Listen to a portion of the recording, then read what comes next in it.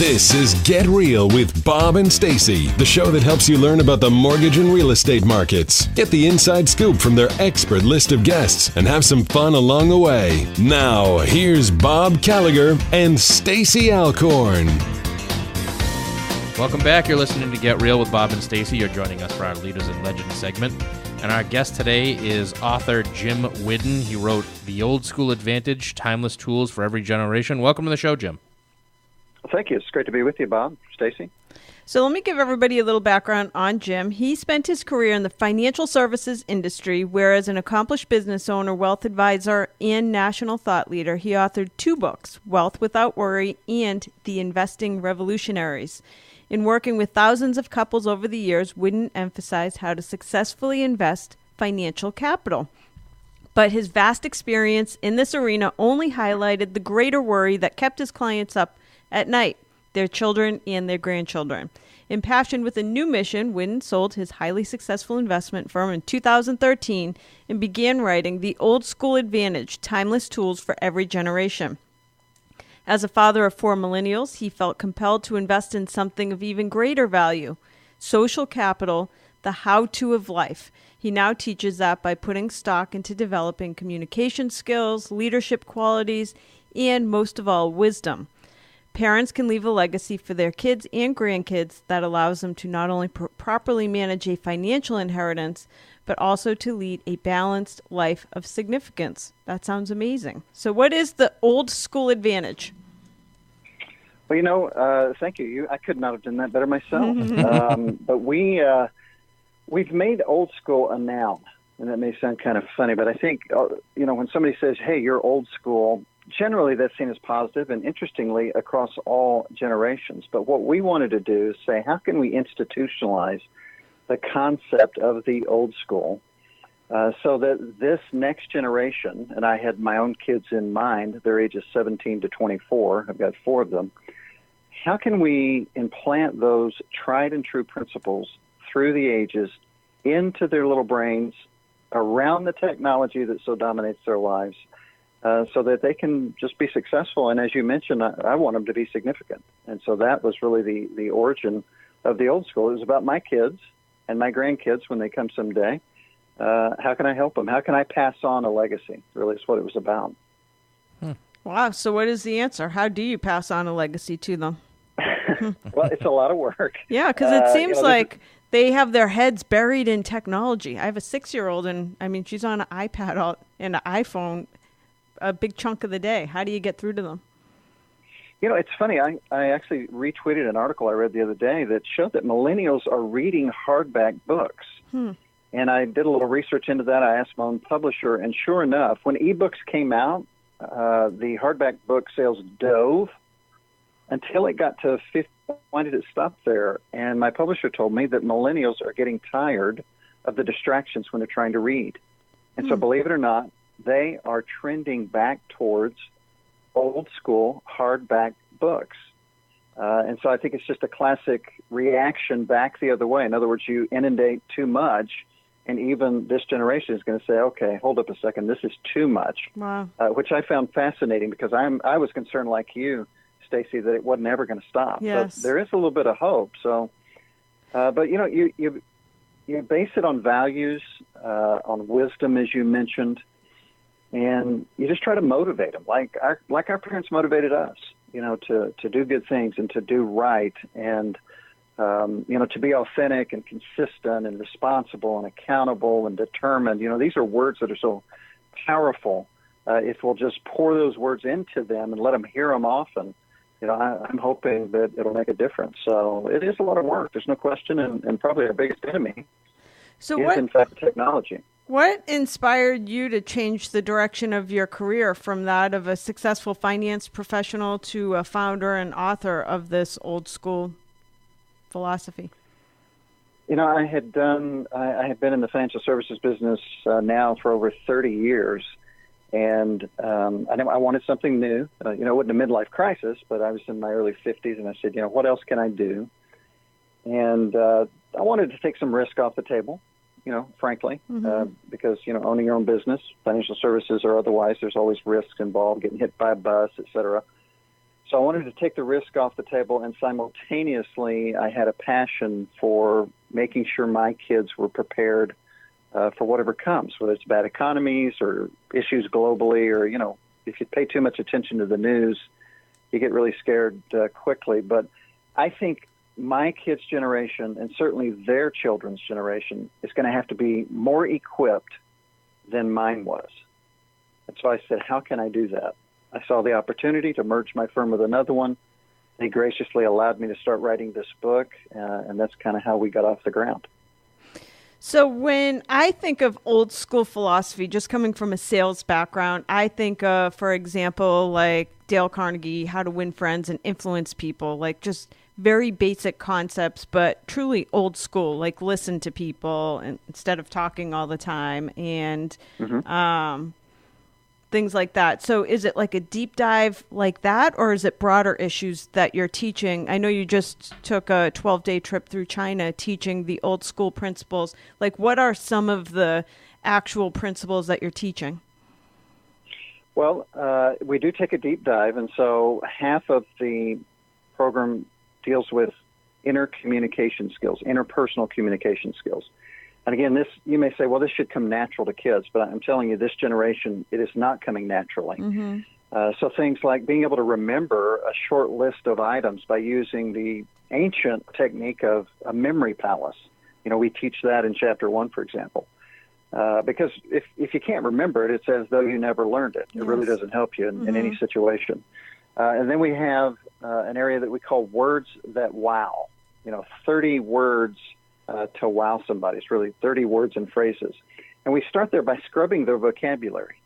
Awesome and so and like, and those things that are overused. I mean, it's okay to use those occasionally, but they're certainly overused in this generation. Then we get into influence and persuasion techniques, how to use phrases. If you mentioned you were in sales, these would probably come natural to you and you would recognize them very quickly. But this generation, again, needs those.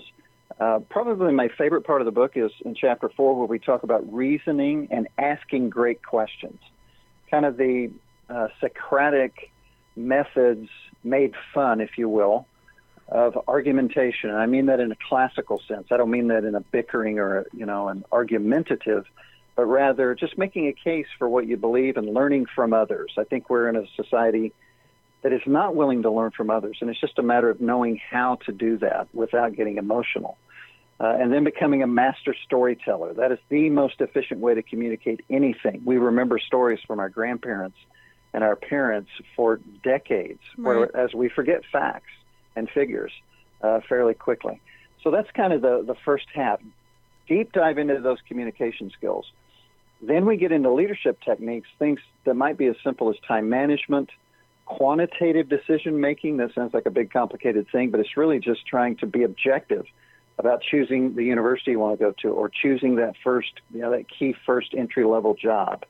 So we have a chapter devoted to interviewing skills, picking the right mentor, becoming a lifelong learning, knowing what your wisdom factor is. In other words, how wise are you at your age? So we get into those kinds of things. So to use your term, it's a fairly deep dive into some basics, if that makes sense. Yes. We should make this required reading for all millennials that we hire. Hey, I'm telling you, yeah, exactly. That's exactly right. In fact, we use it for corporate training for that very purpose, because it will definitely give you an advantage if you have a staff that understands these principles, because they stand out today, Bob. Most kids aren't going to use these power words that we talk about in Chapter 2. And they're so simple, and it's fun to do. I mean, we make it fun. Give us a couple power words. I use awesome too much because I'm from Boston. That's all I use is awesome. Right. So we need a couple power words. All right, well, instead of awesome, I'm going to give you 2 words to use instead of awesome. Yes. And by the way, it's okay to use awesome. Okay, nothing wrong with that word. It's a great word. But try extraordinary or exceptional. Okay. Look for opportunities to use those words. So if a 23-year-old comes in and you're interviewing them and they say, I just find that you have really an exceptional business here and I'd like to join it. Yes. As opposed to, I think you've got an awesome business. Yes. See, you don't take the word awesome serious. Yes. But that word exceptional, or if they use the word extraordinary, that would get your attention, wouldn't it? Absolutely. That's amazing. extraordinary. Yes. That's exceptional advice. But these are so simple, but they work. So there's an example. Let me give you a few others of my favorites, if you don't mind. Yes. I love first things first. So if a kid says, well, first things first, and then they continue and tell you what they were going to tell you, they're saying I'm organized. Yes. I take my time.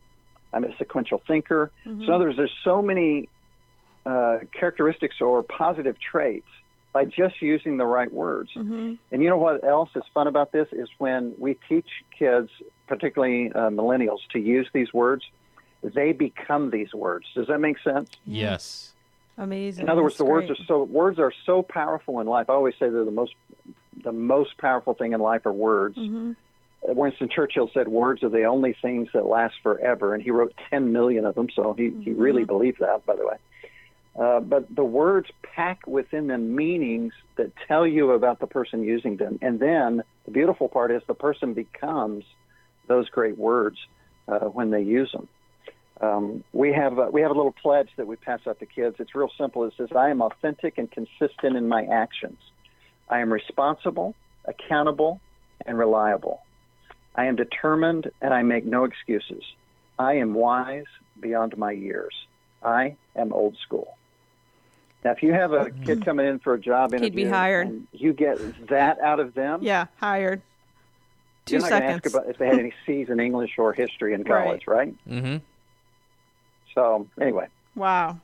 Now, what if you use that as sort of like a pledge when you're hiring somebody, or does it not work that way? Oh, I think it would. I mean, we're not trying to brainwash anybody, so I don't want to go too far because some pledges in history have been kind of, not good. But commitment. We'll call it a commitment then. Yeah. It's funny. You know what? I just read off of one of our shirt tags. We sell every color of shirt under the sun that just has our company logo on the front of it because it says the old school. And so kids love wearing those shirts because they're kind of saying, hey, I'm old school, check it out, kind of thing. And that's actually just on the tag that that the manufacturer puts on the shirt. So, we're just saying, wear this shirt, live up to this, and your problems are going to be much fewer. And you're going to do well, kind of thing. I like that. So I think we already covered some of this, even with simple things like the words that they use. But do you have any specific advice for how the old school can help college-bound seniors, graduates, business professionals, etc.?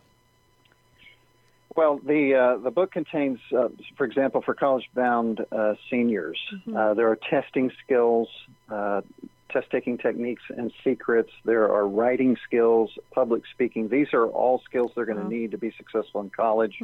Chapter 6 is all about interviewing. So if they're interviewing for organizations in college, which they should be, and most of them are, and then certainly when they become a junior or senior, they're going to be interviewing for internships and jobs out of college. For young professionals, I think it gives them an edge because you're simply going in and you're sounding and looking. There's even there's a section on how to dress for that first interview for both men and women. It's going in there and you're being different from the beginning. Right. You're following up differently. You're sending a handwritten card. Which they just don't see much anymore. So every little touch point, these students and these professionals are being seen as different in a very positive way, and that's where it comes back to why we call it an advantage. Right. And I think as a business owner, I know that when I am hiring or going through candidates, basically what I'm looking for is somebody that just stands out. Like it's so rare that you put, I just went through this process, like putting a job out there on a bunch of different job boards. You get 300 resumes. So quickly you go through the resumes and just throw out the ones that immediately you see like spelling errors or they don't attach the resume when you specifically ask for a resume. Then you bring them in. Right. And specifically what I look for is somebody that just stands out a tiny bit because you see the same thing over and over. So I can see that little things. It's all the little tiny pieces that occasionally you meet someone, you're like, oh my God, they took my breath away because they sent a follow-up thank you note. Little things like that make such a huge difference. Yeah, absolutely. And I wrote the book so that both sides can benefit. And what I mean by that, if you're a graduating college senior looking for that first job, you can look at that interview chapter and say, these are the things I need to do to get that first job. And if you're the interviewer, you can look at that chapter and say, these are the things I'm looking for in my candidate. And so it really kind of comes from both sides of that. And I think it'll make you a better interviewer, in my opinion. Of course, I wrote the book. But anyway, take a look at that and see what you think. I would be interested in your feedback and your listeners as well. Absolutely. I'm going to check it out. And I just went through this in the last round of interviews I did. I got a resume back that was so bad. And I actually rewrote it for her and sent it. I said, you are never going to get a job as long as you keep sending that resume. Because I was so horrified that I'm like, how can this girl? It was that bad? It was so bad. And I'm like, it's going to take me 15 minutes just to fix this and send it back. Anyways, Jim, where is the best place for people to find you and your book? Well, it's in all the bookstores, obviously Amazon and those major carriers online. You can go to our website, theoldschooladvantage.com. Okay. If you'd like to also check out our organization, you can go to theoldschooladvantage.cool, C-O-O-L, and that is an actual address on the Internet. And we did that because our idea is we want to make the old school cool. So if you can remember that, great. If you can't, you can go to the book site that I mentioned, theoldschooladvantage.com. And by the way, our shirts are available on the .cool site. So every color shirt you can imagine is there. Wow. And they're soft. They'll be your favorite T-shirt, I can promise you. All right. Well, this has been an exceptional interview. So thank you for your amazing advice today. Super stuff. I'm going to check out the book. Thank you, Jim. We're going to take my pleasure. Thanks. We're going to take a quick commercial break. We'll be back with more Get Real after this.